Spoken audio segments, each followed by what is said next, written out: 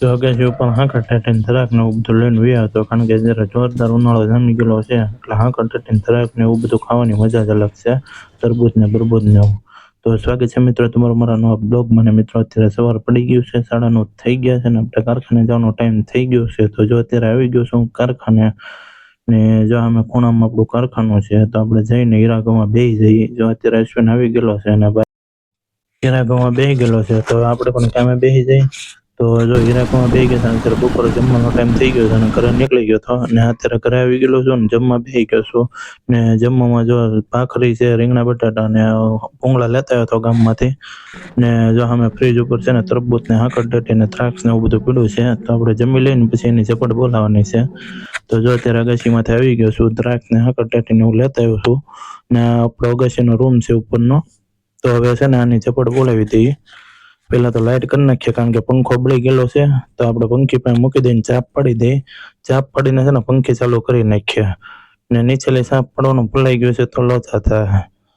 જો આ ચાપ તો વળી છે, અત્યારે પંખી ચાલુ થતી નથી, લાગે છે નીચે આવશે ને ભૂલાઈ ગયું છે ચાપ પાડતા. તો ખાવાનું ચાલુ કરી દીધું, અડધી હાંકર ટાટી તો ઉપાડી લીધી છે, અને ધરાક પણ મેટી છે, કારણ કે ધરાક ખાટી હોય ને તો બે હેંખું વિશે જ આપણે કેમ એટલે કાંઈતરાની હાંકો ખાતા હોય ને હેંખું વિશે જાય, ખાટી મીઠી હોય એટલે. ધરાક મેટી છે અને હાંકર ટાટી પણ મેટી છે. તો એક ચેર ઉપાડી લઈને અડધું છે ને નીચે મૂકી દઈ ને પછી કારખાને નીકળી જાય, કારણ કે પાછું કારખાને જવાનું મોડું થાય છે. 1:30 વાગે ચાલુ થઈ જાય હું, કારણ કે 12:30 છૂટીએ એટલે પછી 1:30 વાગે પાછું કારખાને પૂગી જવું પડે.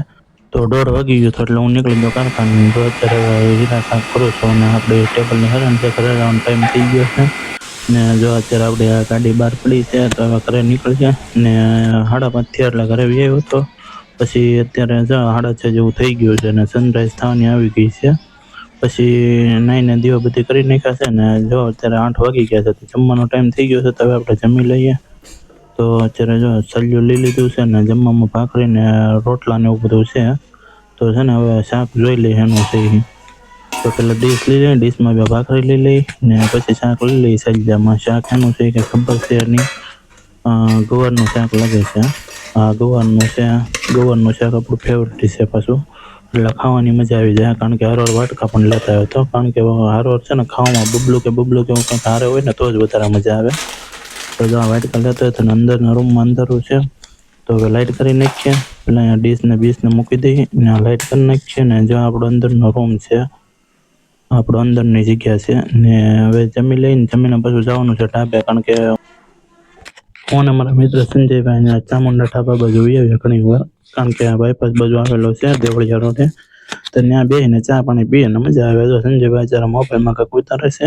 આ ચામુંડા ઢાબે આપણે ચા પાણી લઈ લીધા છે. તો હવે ચા પાણી પીને અમે નીકળી જવાના છીએ ઘરે.